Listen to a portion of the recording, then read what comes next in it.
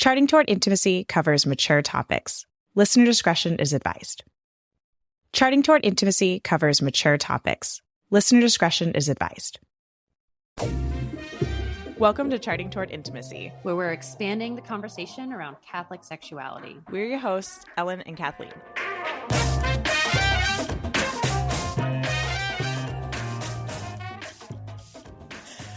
Hi there. Welcome back to Charting Toward Intimacy. I'm Ellen. I'm Kathleen. And we are today talking about characteristics of a healthy and mature sexual relationship. This podcast episode idea came out of nowhere. And all of a sudden it was here's all the content that you need to say. So I'm fairly certain that the Holy Spirit told my husband and I to brainstorm all of these ideas. Yeah. And then I sent them to Kathleen and she was like, yeah, this is great. Let's do it. Actually, you sent them to Kathleen and Kathleen was like, wow, I don't have a mature, healthy sexual relationship. So, so I mentioned that because this is yet another episode where we are not preaching at you. We are struggling along with you. Yes. I think that's going to be a really important thing to say. Reading through this list, I'm like, wow, we've got a lot of work to do. And I'm sure you guys do too. And that's okay. Yeah. I mean, I think that's the point of this podcast episode is a wake up call for you. Yeah. If there is something in your sexual relationship with your spouse that isn't, as great as it could be. Right. I don't want to say isn't up to snuff or something, because I think a lot of these, they fall on a spectrum, and we are always going to be journeying toward a healthier, more mature sexual relationship. We're never going to arrive at, there we go, check the box, I have a healthy sexual relationship. And it's something that ebbs and flows and comes in and out. This was something that my husband Kurt and I, as we were talking about it, I was like, okay, well, that's something that sometimes we're good at and sometimes we're not. Yeah. And so I think this is going to be a really good episode too, to kind of come back to in a year or something, or listen to it with your spouse and say, hey, what do you think? What of these do you think we really succeed at? And which ones do we need to work on? Yeah, no, I think that's a really good point. And I also think that keeping in mind that some of these things, these aren't things that you can just say oh, that makes sense, let me do that. These can be things that don't come naturally, that feel really hard, and that might even require some professional help to achieve. Mm-hmm. So that's and I'll say right now, I'm one of them with some of these things, we need professional intervention to achieve. So don't. And that's okay. Yeah, it's okay. It's good. And, marriage is not made to be easy. Sex is complicated. It is not I think we just have this idea that once we can have sex, all of our problems are going to be solved, right? Before marriage. And it's just no, it actually complicates things a lot more sometimes, right? So none of this. Yeah. Just it's okay if that's where you are. Give yourself grace, give your spouse grace, be gentle with yourselves. And recognize that it's not going to be an overnight fix. Oh, Kathleen and Ellen said that, let's just do it. Right. That's not how it's necessarily going to work. So yeah. Yes. These are some of these are, I think, fall into that category. Yes, for sure. But some of them aren't. Some of them not so much. Yeah. Okay. So the first characteristic of a healthy and mature sexual relationship, this is a required characteristic. I don't think we're going to shock anybody with this one. No. Married. You need to be married. If you are not married, you're having sex, you do not have a healthy and mature sexual relationship. Yes. Boom. And you need to stop. Yeah. And, we're laughing about this, but there are people listening right now, that maybe you're engaged.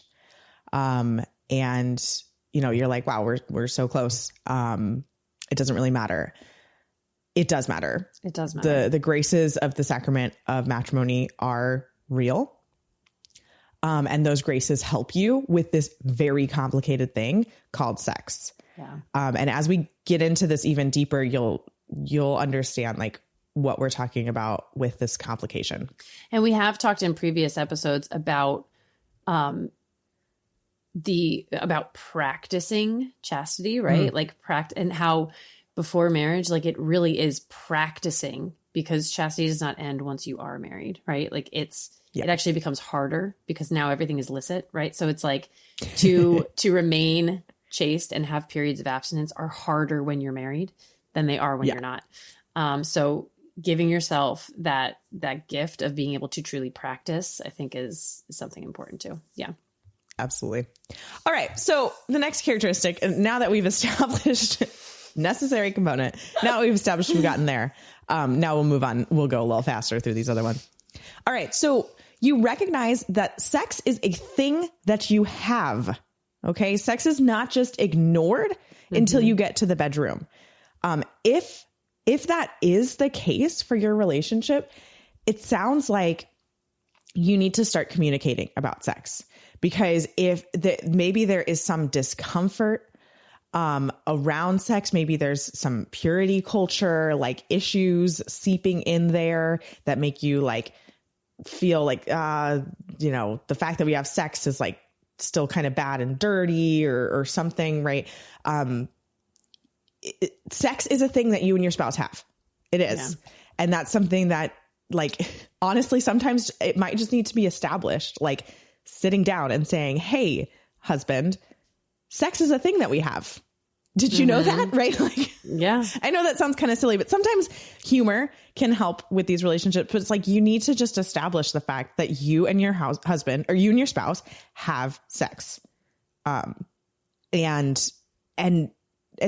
allow it to be part of conversation as casually as the fact that you guys go on date nights or that you go to mass on Sunday, right? Like, and okay, obviously, like, you want to be prudent in like when you talk about having sex, but just like understand that like this is a part of your marriage just as much as taking the kids to school is a part of your marriage, just as much as having quality time to yourselves is a part of your marriage. Like it's not just something to be ignored. Yeah.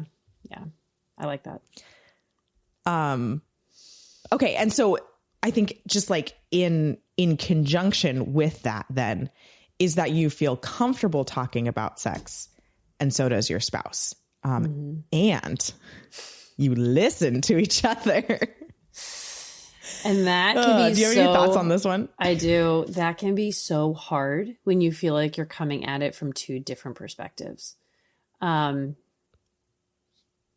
my hand is like way high in the air. I need to work on this one. Exactly. Because I think that something that we often encounter is that, okay, we know we need to communicate. We know we need to listen to the other, but what if you can't understand the other's perspective, right? Like, how do you meld two different viewpoints and see it from your spouse's point of view when you see it completely differently, right? And I won't say like completely differently, like you are like the foundations are all matching, right? But the personal experience and the learned experience, I would say, doesn't quite match up, or the expectations don't match up. It's something really, really hard. And I think it's something that involves a ton of prayer. And probably professional help as well, right? Yeah, I was gonna add that in if you didn't. Yes, a third person to come at and just say, okay, here's what I'm seeing from both of you. Let's find a place where we can meet in the middle, right? And maybe like the feeling comfortable is also going to be something that might need actual help. Right. If you are uncomfortable talking about it, that, and again, I put myself in this place, right? Like, I know the communication is important. I know we need to do it, but it's always that first step of like beginning, like initiating that communication that feels like I put it off because it can feel so uncomfortable sometimes. All things that need to be worked on, all things that are really, really hard. If it doesn't come naturally to you, but things that are so important to tackle. want to add to, and this kind of applies to my situation. Like, the more you talk with your spouse about sex, the more comfortable you will become. Mm-hmm. Yeah. Especially if you're kind of coming from a situation that I did, with just kind of this messaging that sex is bad and dirty. And then all of a sudden, like, you're married and now you need to flip the switch. Like, and now it's good. Right. How did that happen? Like, the more, right. How did that happen? All I did was walk down an aisle. What changed? Yeah. I don't feel any different. Yeah. Oh man, that's a oh yeah, that's a topic to talk about in a podcast episode. Sacraments don't necessarily make you feel different. Yeah. Maybe that's like a different podcast, dude. Not one about NFP. Yeah. Just general theology podcast. Okay, so so talking about sex, the more you talk about it, the more comfortable you would become. But then at the same time, I don't think you're ever going to arrive at a point where it's like, wow, sex is always going to be the easiest thing to talk about. Yeah. Like, no. I don't really think, like, this side of heaven, I don't think we're going to get that. Yeah. And I think it's just important. And I'm not saying that to say, like, oh, just give up. Like, I think it's just important to kind of keep that in mind of, like, okay, we can, we need to work on this, and it is going to get easier, but it's never going to be just like as easy as making your husband a cup of coffee or something, right? Like, it's not going to be just like a simple task. Right. Because there's an intense vulnerability. And when you make yourself vulnerable, you put yourself in a place of danger, really. Right. Mm-hmm. Like, now, granted, your marriage should not be dangerous, right? Like, Right. you should, but like when You're like you skipping make ahead in our yourself, list. I am. Yeah. When you make yourself so vulnerable, you open yourself up to intense love, but you also open yourself up to like intense betrayal, right? Like there's the possibility of anything sort of happening there. So it will never be the most comfortable thing, right? When you're that vulnerable, it's never really totally comfortable because there's an element of risk. Right. And I think vulnerability leads us nicely into our next point. Yes, exactly. You feel ahead. comfortable. Yeah. I was like, are you going to read it? Do you want to read it? No, you do it. You do it. You feel comfortable being naked in front of your spouse. Mm-hmm. This is a really hard one. I think a lot of people are like, oh, it's really hard for women. I think this is hard for both spouses, especially after weight has been gained, whether it's due to babies and hormones, or it's due to stress at work or stress of being a parent, or, whatever. I mean, I pretty much guarantee, like, most of us weigh more than we did when we got married. Right. Yeah. Or even if it's not exactly weight gain, but like just your body changes, right? Like, I mean, having a baby, like I've nursed 5 babies. Okay. My breasts are not as cute and perky as they once were. Right. Like there's that. I've got like the C-section. Right. Exactly. You've got the C-section pouch and like the loose skin now from growing 5 children. Right. Like I will say, praise be to God, and I'm very grateful for this, but I am somebody who weighed the same at her wedding 10 years ago as she does now. That's solid. just do like you fit your good wedding genes. Dress? I do. That is just that is just good genes and the grace of God. I will never. Right. Like I realize I'm very blessed and very spoiled. Like I'm not good about working out regularly. Like I don't know. People like ask me how I do it. And I'm just like, I drink a lot of coffee. I nurse a lot of babies and I stress out constantly. I don't know. That's all I've got. So, but. All right. This is not a dieting podcast. Please do not follow. No. Athletes' recommendations. None of that is doctor approved at all. Okay. However, I do struggle with the fact that my body has changed in many ways. Like, even though I may not have put on weight, right? Like I said, my breasts are completely different than they were. My stomach is different than it was, right? Like I'm not as toned as I was, as a 20-something-year-old dancer who was just like, rocking it all the time. Like, no, like there's a lot that's changed, and it can still be uncomfortable. When you're like processing a lot of change. And I think there's two big things with this one is that like one, you need to start like you need to accept your body and the changes that your body has gone through. And that's some personal work that might even need some professional work. But then at the same time, you need to listen and accept what your spouse says about your body, because I think this happens a lot of times for women is that like, and I'll just be like vulnerable here with me. Like my husband tells me I have a rockin' bod. I do not believe that. I do not believe that I have a rockin' bod. It's so hard to believe. But is. You know, that's something I'm trying to work on. And I'm trying to like see my body through his eyes, in this like, loving way. But I'm realizing we're already halfway through and we have like a lot more on this list. So we should start like, I know we should stop elaborating so much. Because the second half of this list is like much more intense than the first half. We just have so much to say. So nothing demeaning. I don't even think we really need to talk that much about this. Like your sex life cannot be demeaning. Right. No S&M stuff going on. Yeah. Like, I think that's enough. Yeah. Agreed. All right. You always have the ability to say no. That always needs to be present. You should never feel coerced or required to have sex.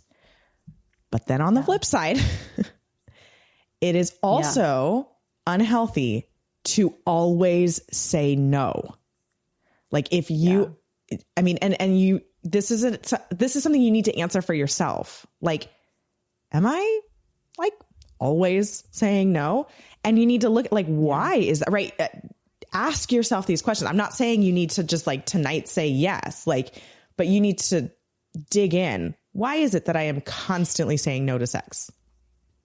Yeah. And I think that this speaks very much to, two of the pillars of married life, right? Like free and total self-gift, right? So it needs to be a free self-gift. If you are being coerced into it, it is not free. If you don't have the option of saying no, that is not a free gift, right? But then also a total gift that you need to be willing to give your whole self.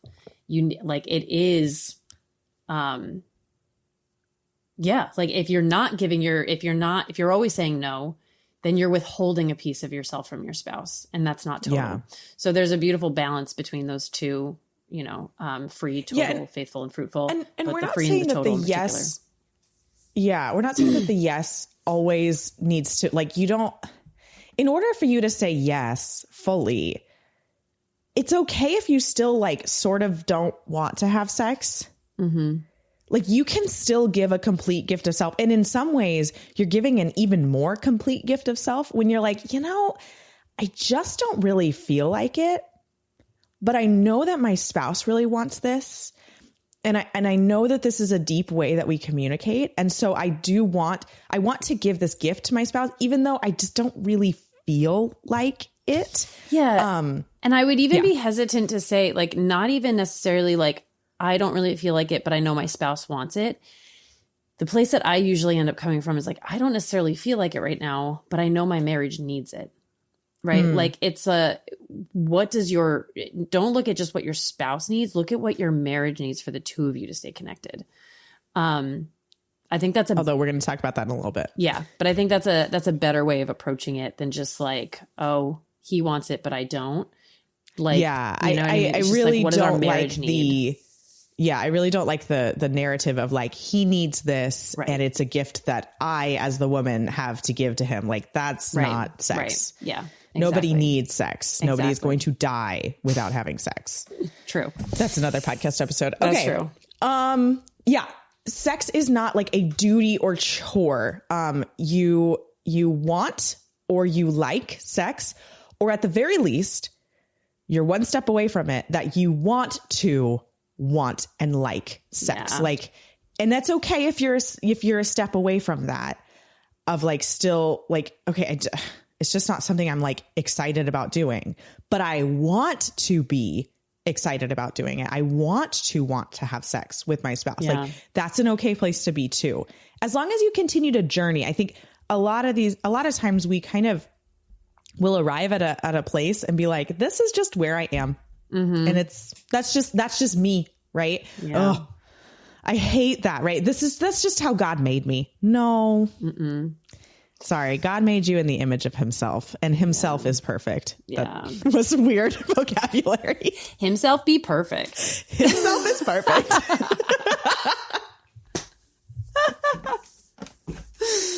This isn't an English lesson. Gosh. Yeah. It's just Kathleen and Ellen's musing thoughts. That's right. Exactly. All right. This is my favorite one on this list, I think, because we're using a really, really important word here. Yeah. Or phrase.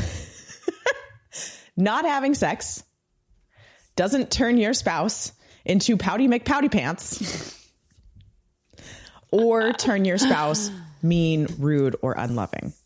Yeah. Or flip it, right? Not having sex doesn't turn you into pouty McPout pants. And it doesn't turn you into a rude, mean, demeaning, or unloving person. Yeah. Sex is a gift. I mean, I don't even think there's all that much to say about this one. Like, not really. If that is happening in your relationship, if not having sex for, let's say 5 days, like that's not even that's like half the length of the normal, infertile or fertile window.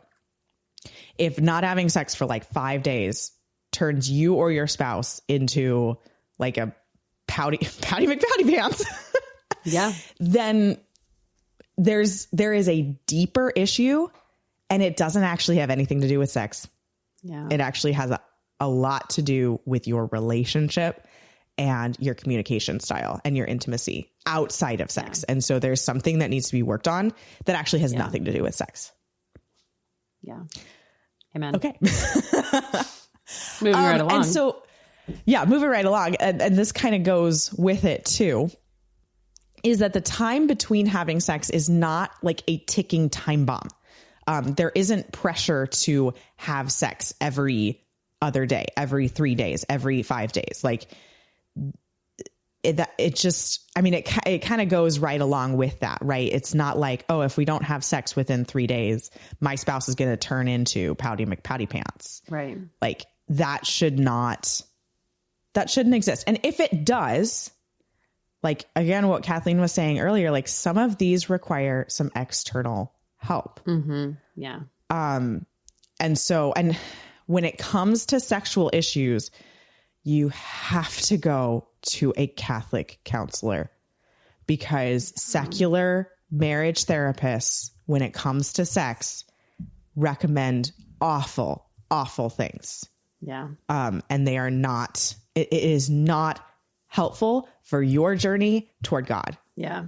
It might like help you here on earth, I'm putting quotes here. It might help you here on earth, meaning like it makes your life easier, but it is darkening your soul, and you're walking away from God. I will say though, as someone who's been looking into Catholic counselors, it can be hard. They're hard to find. Not only are they hard to find, but when you do find them, even if they do, a lot of them do telehealth now, but they don't take insurance. And so it can be a really expensive route. So I think that but you might be in a position where you just need someone. I think if that is the case and you have to go to somebody secular, you need to lay out sort of the expectations in the very beginning. We are devout Catholics. Yeah. These are the things we will not open ourselves up to. Please don't recommend them. Like, meet us where we're at and do your best. Right. Like, that's something that if your therapist, that's such a good point, Kathleen. I didn't even think about that, but and your therapist has to respect that. Yeah. Like, and if they don't, then you need to find a different therapist, because I think you absolutely can work with a secular sex therapist so long as you like lay it out and say that we are not going to consider things outside of these bounds. Right. Another recommendation too, and I'm not just like trying to sell myself here, but like if you go this route and then you're just like unsure if something that was recommended is okay, I do coaching. And so you could set up like a 1-hour coaching session with me to chat about some of the things that your therapist recommended and kind of, knead out like, okay, what what is morally licit, and those kinds of things. I'm not a sex therapist. But I'd be happy to kind of help you journey along with a sex therapist, and just kind of making sure that you're staying along the straight and narrow. Yeah. When it comes to sexual morality and ethics. Ellen's great to talk to. I know. Our Marco Polo chats are like, awesome. Yeah, okay. All right. We have a few minutes left, and now we got to speed roll through these. Yeah. Whew. This is the big one. This is the one that I really care about. Okay. Sex should not be the glue that holds your relationship together. Mm-hmm. It should be a fruit of a healthy relationship. Think of your relationship as a tree. All right. If you're gluing branches together with sex, that's not a tree. Like, you have just created an art project. Mm-hmm. Yeah. But if sex is like this beautiful, I love nectarines, and it's nectarine season right now. Oh my gosh. They're so good. I go to the farmer's market on Saturdays and I get like 3 or 4 nectarines, and they're awesome. Mine. I love it. Don't really share them with the kids. They're like expensive nectarines. They're like more than $1 a piece. Oh yeah. That is a lot. So good. That is a lot. Think of whatever your favorite fruit is. Maybe it's nectarines with me. You've got this beautiful flourishing tree and this huge, juicy, ripe nectarine. I just thought about how funny this is, because the like peach emoji is usually like a butt, and it's just very sexual. Good connection. Anyway, that's hysterical. But that's what sex should be, is like this juicy fruit that you and your spouse are so excited to pluck off the tree and like bite into, and it's just like so delicious, and it just like gives you this big smile and just fills you up even more, right? Mm-hmm. Like, if you eat like one nectarine, it's not going to like fill you up if you're hungry. Right. You got to you need to feed yourself with adequate, protein and fat. And then you can have this like gorgeous nectarine, right? So if you are not having sex for a long period of time, your relationship should not just, I'm putting this in quotes again. If you're in the community, you're seeing my quotes. Charting Toward Intimacy exclusive community. It's only $5 a month. You get the full video. Full quotes. Beautiful faces of Ellen's quotes. Your relationship should not just naturally, that's the one in quotes, like be on the rocks. Mm-hmm. Like, we can't have sex right now for, let's say it's a long period of time. Let's say you have a 6-month moratorium on sex because of health issues. Maybe it's longer than that. Maybe you have like a year or 2. You cannot just say, our relationship sucks right now because we're not having sex. No. Right. Your relationship sucks right now because your relationship sucks. It's not because of sex. It's because you are lacking in emotional, spiritual, physical, and intellectual intimacy outside of sex. And you need to fix those things. You need to work on those things. And that's where a therapist can help. And so like, and sometimes in this kind of a situation, actually taking a break from sex helps you to see where those cracks are in your relationship. And so this is why, like, I honestly think the practice of natural family planning is extremely helpful for relationships, because if during that fertile window, your relationship starts going downhill, that is a wake-up call to you. It's a wake-up call from God saying, guys, you need to make sure your relationship is healthy. Sex is this extra beautiful, wonderful gift, this life-giving gift. It is not the glue that holds your relationship together. Yeah. And so, God's telling you, like, I need you to work on some things. Yeah. And this is why, and I'm waking you up to it each month, because you're trying to avoid pregnancy right now. And so you're naturally having this, block of time. It's funny. Christopher West, actually regularly like recommends that like, even if you're not trying to avoid pregnancy, that you should have like a chunk of time that you not have sex. Like maybe it's a week, maybe it's 2 weeks, like regularly. And I heard that and I was like, yeah, I agree with it. But I could never like put the why behind it. But this is the why. Yeah. Yeah. I figured it out. Yeah. That break in sex is actually it is a magnifying glass that just opens up to you the cracks that you have and where you need to work on them. Amen. Okay. All right. Let's power through the last couple because we're already at a half hour. I know. Okay. So yeah. Do you want to read the next one? Sure. So you actually have to have sex on a regular basis. Okay. And this is in order to have a healthy and mature sexual relationship. Right. And this kind of goes hand in hand with where we said, like, you shouldn't always be saying no. Right. Like, you have to have sex on a regular basis. And the regular basis is going to be different for every couple, right? Like maybe. Right. That might mean once a week for you. Yeah. It might mean a couple of times a week. Might mean every day. It might mean just like once a month. It might mean every day, right? Like that's something you and your spouse need to figure out. Yeah. Yeah. Yeah. And where it doesn't feel like you're never going to have sex again, right? Like you, and I think a lot of couples usually develop, especially couples who are practicing NFP, we develop a pattern, right? So it's like, you know, we have like the rules if we're trying to avoid pregnancy, right? The rules as to when your available days are and whatnot. So I think for a lot of couples, I mean, I'll say for me, right? The pattern is to aim for sort of every other day in the, sure. That's in like phase one. That's pretty common. Yeah. Every other day in phase one until you know you're getting close to like the start of your ovulatory phase, right? To your phase two. And then as often as possible in phase three. And again, I think it could be good to really set up a regular time. Maybe in phase three, you're aiming for every other day again. Maybe you're going for like every day. That's fine. You know what? Maybe you're going for just like every 3 days. Like exactly. But if you don't fall into the things that we've mentioned, like we're not saying you have to have lots of sex. No. In order to have a healthy sexual relationship, but you actually do have to have sex. Yes. Like, so if you honestly cannot remember the last time you had sex, that's kind of the indication of like, you're not having enough. Right. And I hate to say that. Like, I don't want to say it like that because I think for some couples, like, again, like once a month is enough. Mm-hmm. But like actually having sex is required for a healthy sexual relationship. Needless to say, I think. And then, and this kind of flows from a lot of the stuff that we've been saying, which is why it's toward the end of the list. A healthy sex life still exists while you're practicing NFP.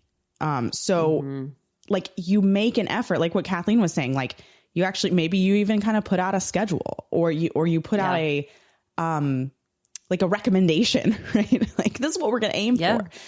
During that infertile time, you make an effort to come together in that form of sexual expression. And you don't just give up, right? So let's say you're the spouse who always initiates and you have a spouse that keeps saying no.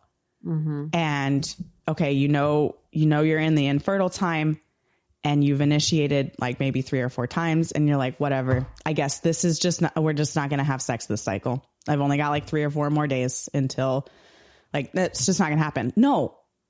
If you're giving up like that, if you're giving up on sex like that, you don't have a healthy and mature sexual relationship. Yeah. Now, there are things that your spouse can work on too. Okay. Mm-hmm. Things that we've already talked about in this list, but there's also things you can work on.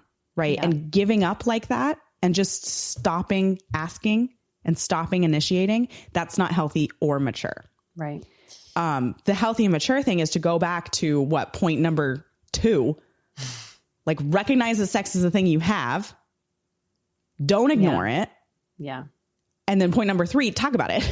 Yeah. Mm-hmm. I agree. All right. The last one. You want to say it? You go to mass and confession regularly, right? We need sacraments to bolster our sacrament. Yes. Yeah. Because the Eucharist is the source and summit of our faith. Yeah. The Eucharist gives us for lack of a better term, like the Eucharist gives us the energy to live our lives as Christians. Yeah. And we've talked about this in podcast episodes before, like sex is the battleground of good and marriage. I mean, sex too, but marriage is the battleground of good and evil. So making sure that we are in the state of grace regularly and that we are like receiving Jesus into us, becoming more of him, less of us, then that will naturally help us in this battle between good and evil that's happening inside of our marriage. No, you're not battling with your spouse. You're battling with the devil. 100%. All the time. And that's our list, y'all. I'm going to do one more plug. If you listen to this and you're like, wow, there's something I need to work on, I don't even know where to start, I would love to see you in a coaching session. There's a link in the show notes. Like, reach out to me and we'll talk, because having a healthy and mature sexual relationship is really important. And like, again, Kathleen and I aren't coming from, we have arrived at all of these things. We have not. We have not. Like, not even close. These are things that we are also still working on. Some of the more fundamental things, I think Kathleen and I really have down.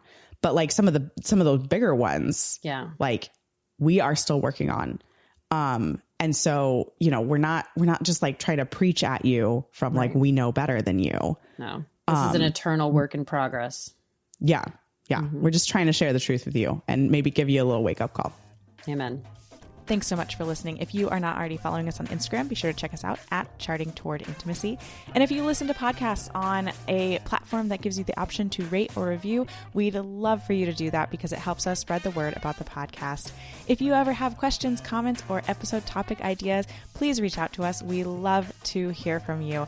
You can reach out on Instagram or send us an email. Our email is in the show notes. Until next time.